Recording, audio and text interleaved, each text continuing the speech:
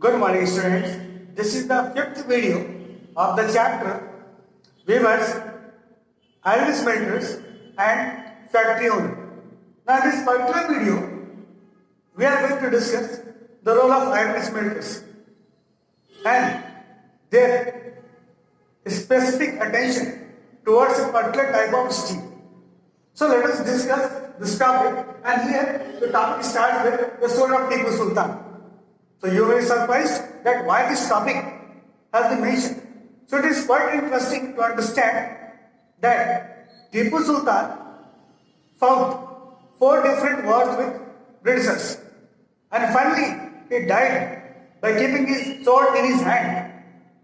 And it is said that when his sword was in hand, no one could defeat him easily. He could not be defeated very easily by his opponents. So what was specific in his sword? And when he got defeated, his sword was taken by the Britishers and it was kept in British Museum. And recently, we had information that one of the Indians, they got the Tipu Sultan sword in auction, and it was brought back to India. So it is quite interesting to understand about the sword of Tipu Sultan. What was this specific about this sword? This particular type of sword. We need to understand. This sword was made up of carbon steel that was popularly known as woods. And when this wood steel was made, and when this wood steel, that was a particular type of steel made up of charcoal and steel, in fact it was an amalgamation, or in fact it was a result of metallurgy in which the steel was burnt in a under a particular temperature, under a particular condition with charcoal, and this is how wood steel was produced. So when it was converted into sword, it was giving the effect of very sharp edge and a flowing water-like effect or pattern. So that was specific about that sword. And the sword was really very strong. It could rip off their opponents. By using that sword, the Tipu Sultan was in a position to rip off their opponents. So that was specific about the wood steel. So a particular type of steel, because in India was very rich in iron and steel mineral. After that steel was made and particular type of steel was made. So you can understand the level of technology in ancient time. Before the Britishers were not there.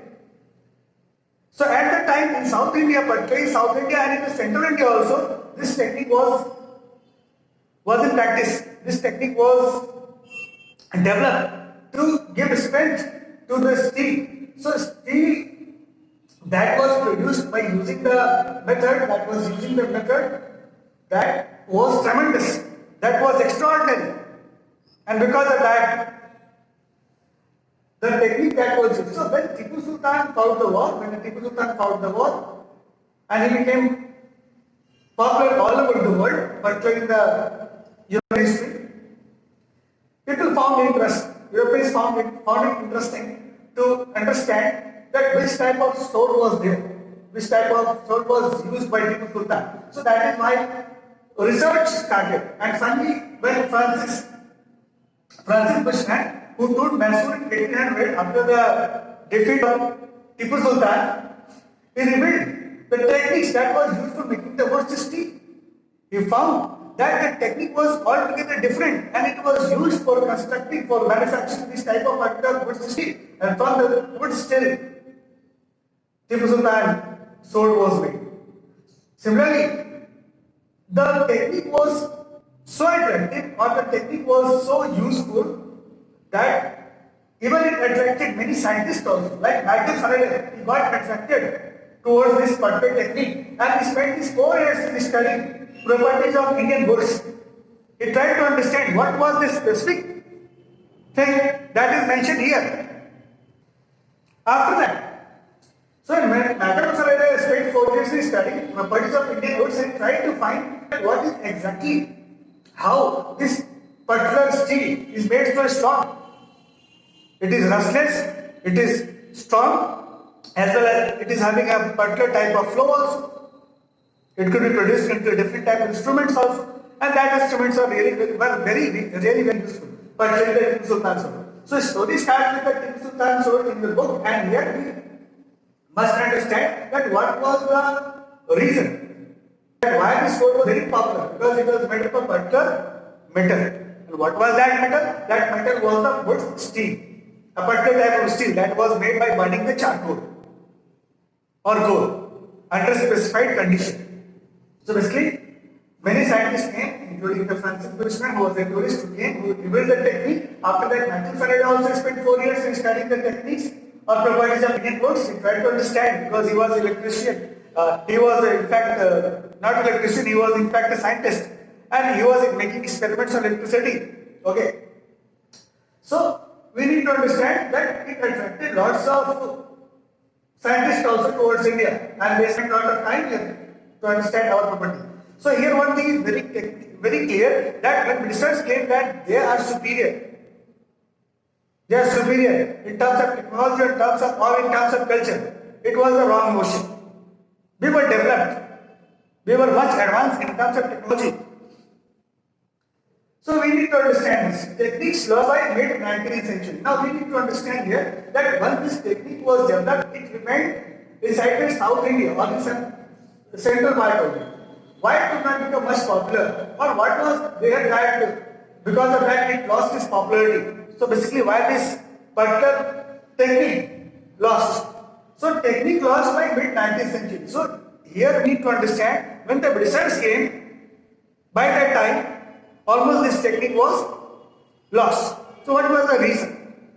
We need to understand many reasons were there. First of all, the Britishers came and they started importing their iron and steel towards India, because India was the market for them. And this is how our iron smelters who were using the different type of metals for manufacturing steel, they became unemployed, they shifted somewhere else. So first of all, because of the import that was implemented, because of the import that was done by the Britishers, we lost our local iron smelters. Now we became dependent on Britain for iron and steel industry,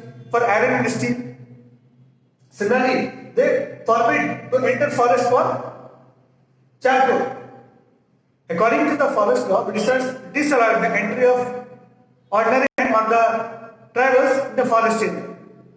And as a result, no one could take the resources from the forest area. So basically, on the other hand, they prohibited the use of charcoal, and charcoal was necessary for constructing the wood steel, because steel could be produced, it could be converted into the wood steel only by using the charcoal. So charcoal was stopped here. So charcoal could not be gathered from the forest area. So this was one of the reasons why the technique was lost. So here we need to understand three different things were there that was responsible for loss of this technique. First was that India became importer. When the Britishers came, they made India their colony, and they made India importer of ready-made, or you can say iron and steel. So we become importer. Second thing, our local smelters, iron smelters, they lost their job because their products was not going to be purchased in the market. So they lost their job, and as a result they got diverted to other jobs. So second was the diversion of jobs from the iron smelter to other jobs. And third one was the prohibition of entry into the forest area, so that no Indians could get the charcoal. So we could not get the charcoal, as a result we could not convert our local steel into the wood system. So that was another reason. So that is why over the time it lost its popularity. Moreover, the Britishers came and they formed their government in India also, but they also could not give patronage to the local iron smelters, and that is how over the time the technique could not survive, and it diminished, and after that finally lost. So by going through this topic, we came to understand that India was much advanced in terms of iron and steel technology, and particularly in the field of carbon steel. And after that, Britishers came and they ruined almost all the things. So Britishers came, they took our resources, and it was one of the important techniques that was lost because of the presence of Britishers. So this is all about in this video. Thank you so much.